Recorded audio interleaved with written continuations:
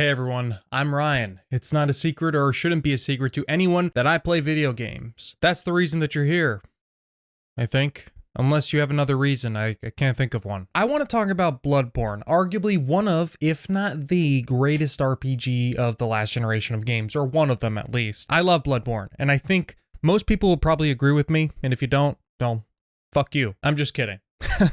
As we are getting these various PS5 updates and native ports and director's cuts, if you want to call them that, for the likes of like Death Stranding, now Ghost of Tsushima, there's been one game that I think a lot of people would agree is deserving of an upgrade, and that game is Bloodborne. Also, I never know when the right time to do this is without it feeling forced, so I guess subscribe if you like the video, or even if you don't, just subscribe anyway. Why not? Bloodborne is currently locked at 30 FPS at, I believe, 1080p resolution for various technical reasons, and sure, I get it, don't touch the classics, I totally get that mentality, but as we saw with Demon's Souls from Bluepoint, playing in a dynamic 4K resolution with up to 60 FPS, along with instantaneous loading, breathed new life into such a classic game, and I want to see that for Bloodborne. Bloodborne had its technical issues at launch from what I know. I didn't experience much of those, or at least I didn't think I did. I don't remember if I did or not. And even then, again, I don't recall having many issues. And yeah, the gameplay's fine and looks good enough, so obviously part of me also would want a sequel more than an upgrade. And it's not entirely necessary, but Bloodborne definitely could use that upgrade. And if that's the most we can hope for, I'll take the upgrade. I don't know about you. This is anecdotal, but a lot of people have said online that I've seen that Bloodborne does not run great on PS5 in its current state. And whether or not that's true, I haven't played it too much, so I really can't speak to that. But that's just something, if you want to try it on your PlayStation 5, definitely download it, because again, it's part of that PS Plus collection. Try it out and then you'll know for sure. In a pretty recent Digital Foundry video, which I do encourage you to watch because I probably won't do it justice here just by the nature of the fact that I'm not going to dive too deep into it, they more or less explain some of the stuff under the hood in Bloodborne, made it a not so simple AI upscaling job to get it to play at 4K 60. It needs a bit of work to really unlock that potential and fix some of those underlying issues. That's essentially the gist of the video there, in case you don't want to watch it, but you want to watch it, I can tell. But there's been a lot of rumors the past few months, or I should say the past year, about an incoming PS5 port / remaster of sorts coming, with an inevitably coming to PC shortly after. They are rumors, absolutely, make no mistake. I'm not pretending that they're anything else, and I always say with these videos that I do, wait for official word before getting hyped about it, because it could all be wrong and incorrect. But I want to discuss the rumors anyway, and see if there's anything to them, or what we think about them. And I think the fact that we are having some outlets covering the rumors or leak, it doesn't mean that there's something to it, but it could be. Or they're just doing a written form of what I'm doing here. That was very meta. Last year is when the rumors really started swirling about a proposed upgrade to Bloodborne, which would make sense considering the PS5 launched in November. I'm not going to go through each of the rumors or each of the instances of a rumor being spread or leaks, but we can backpedal a bit to at least September, when French retailer Fnac, I think it's pronounced, leaked a possible Bloodborne PS5 remaster. French retailer Fnac, who accurately leaked the PS5 pre-order date, had a listing for an unannounced Bloodborne PS5 game. Mention of the game has since been removed, and it's entirely possible that it was listed by mistake, but since Fnac accurately leaked the PS5 pre-order date, fans are paying a bit more attention to this leak than they otherwise would. That probably was, I would guess, up until this point, the biggest hint that there's something in the works or on the way, or maybe it really just was an error, I don't know. I do know that if it was a real listing that was not meant to go public yet, whoever listed it got fired. But I do get how this seems. Like most of these rumors and alleged leaks, we're gonna seem a bit galaxy-brained here, and it's likely much ado about nothing. We're reading the tea leaves, so to speak.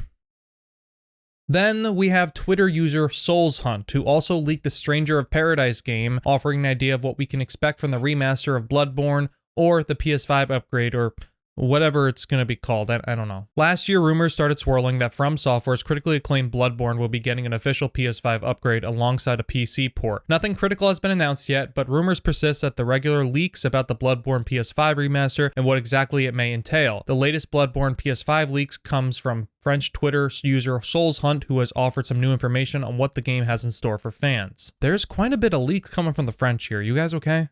Seriously? You okay? Like with any video game rumor, fans should take this information with a grain of salt, according to Souls Hunt, who accurately leaked The Stranger of Paradise Final Fantasy Origin prior to its reveal. The Bloodborne PS5 remaster is not being developed by Bluepoint Games or From Software, but it is still said to be ambitious. The specific developer working on the game was not revealed by Souls Hunt, but they believe the Bloodborne PS5 remaster will launch at some point later this year, with a PC version coming even later. I would not expect Bluepoint to be working on the Bloodborne remaster if one exists. I would be excited if they did, don't get me wrong, because because frankly, Bluepoint is fucking ace in my book. But whatever project they're doing next, it would seem to me, just logistically, once a major studio like Bluepoint releases a big project like Demon's Souls, they kind of go away for a while, at least while they move on to their next project or start working in the design phase of their next project, unless they have multiple teams and have multiple things in the works, which is entirely possible. I don't know the size of Bluepoint, but I doubt that they're working on the Bloodborne remaster. I would say that the only thing I can maybe say to the part about how it's going to be ambitious is maybe they're going to be doing more than just some upscaling and performance enhancing, and I think we might have an idea of what that is going to be, and we're going to get into that right now. The latest rumors do come from posts on 4chan, which I know doesn't speak well to the credibility of the rumor, but we can at least look at it and use it to open up some discussion, and it also gives us a bit of details on what this alleged remaster will have. The leak in question comes from a 4chan user named Demonite, a name that should be familiar to fans. This is the name of the leaker that had accurately revealed information about Bloodborne on PS4, something that should make them credible. However, unfortunately, it could easily be a fake account with a troll impersonating the leaker to make the fake leak seem more believable. As such, fans should take this leak with a huge grain of salt. If it proves true though, the Bloodborne community is sure to be thrilled by what this new version entails. Bloodborne Hunter's Edition supposedly will fix the game's biggest issue, an unstable frame rate. Bloodborne's 30 FPS gameplay holds it back in certain areas, so the suggestion that a performance mode is on the way is promising. Performance mode will supposedly target 60 FPS at 1440p, and it will be upscaled to 4K. It will feature lower quality ray tracing than the quality mode, which will maintain the original's 30 FPS. The PC version will supposedly be capped at 60 FPS. Now, in terms of like what I would expect from a Bloodborne remaster, that's probably the bare minimum I would want. A higher resolution, better performance. It's been a while since I played Bloodborne, but I remember it playing fine for me for the most part. I will say as 60 FPS becomes a more common thing in the gaming sphere, it's more noticeable, at least to me, when a game is not hitting it or at least trying to. If you played any game at 60 FPS or higher, bring it back down to 30, and that's totally playable, that's fine, but it's almost a night and day difference. It makes playing the game so much more rewarding for me if you can hit that frame rate. A PC version has also been rumored for a while, and there's definitely a segment of the PlayStation fans who don't like when exclusives come to PC, but I think Bloodborne could use that extra juice modern PC hardware can provide to it. This isn't going to confirm anything, but it's possible this could be the ambitious part of what we were talking about a bit earlier, and I think it sounds incredibly exciting. While the leaker claims that no new areas will be added, Canehurst Castle and Cathedral Ward will apparently be expanded, with the former being one of the most visually impressive Bloodborne locations.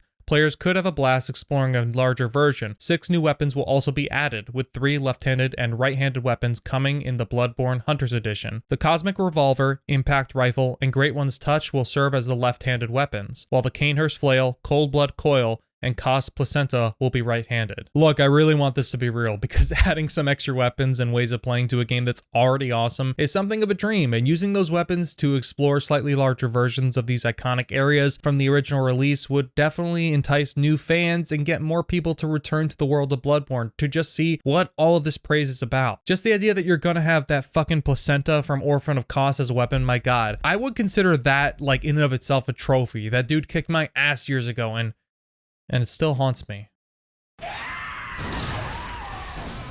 But what about pricing? Do we know that?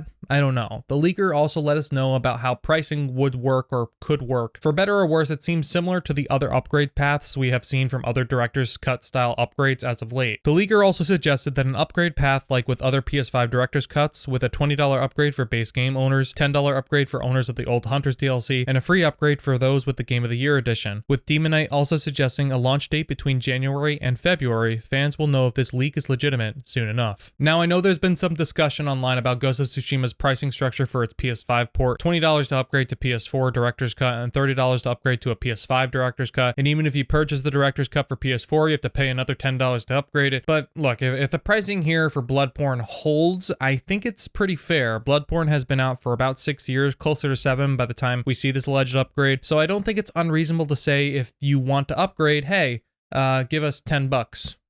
Or even if you don't have the DLC, just give us 20. Or if you have just the Game of the Year edition, it's free to upgrade. I think it's a fair pricing structure if it's accurate, and I'll probably jump into this if it arrives with that price point, because despite other Soulsborne games from FromSoft, I really do think Bloodborne has this incredibly unique and almost like chilling atmosphere to it that is just so much more unique than any of the other games that studio has done or put out. Personally, based on my reading of everything, based on all this information we have discussed, I would think it's fair to say that they're going to do something with Bloodborne, or they're doing something with it. Whether it's been described here as something else entirely is what we'll have to wait and see on, but until then, I'm excited. I hope you are, and if you're not, humor me, folks. I do want to bring up how there were some details on the Gaming Leaks and Rumors subreddit about Bloodborne on PS5. I would share them with you, but that post has been since deleted. I don't know why, but that doesn't necessarily mean that the post or whatever or anything like that is real and that this information's real and they were just trying to shut it down. It just means that there was a post there and it got deleted, and I don't know why. But that's all we have to discuss today. I do hope that next time we talk about Bloodborne coming to PS5 and PC, it's official.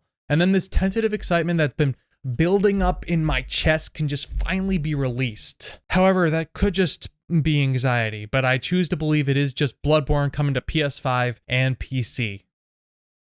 Now the discussion goes to you. Do you want to see Bloodborne upgraded to PC and PS5? What would you be looking for if you do? Don't forget, if you liked the video, to give it a thumbs up, and if you didn't, a thumbs down. Subscribe, of course, if you want to see more content like this, and thanks for watching again. I'll talk to you all soon, and I love you all. Maybe. I still have nightmares about Orphan of Kos.